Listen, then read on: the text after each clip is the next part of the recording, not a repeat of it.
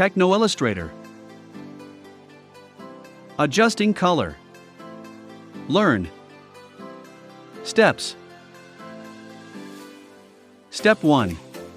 Open Windows Live Photo Gallery. Click on Start. All Programs. Windows Live Photo Gallery. Or click on the shortcut on your desktop. Step 2.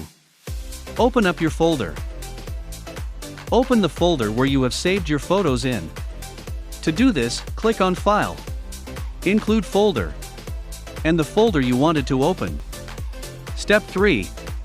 Choose an image. Double-click the photo you want to edit. Select Fine Tune to edit. Step 4. Adjust image color. On your right corner, select Adjust Color. Adjust all of the sliders to your right. Step 5. Save your file.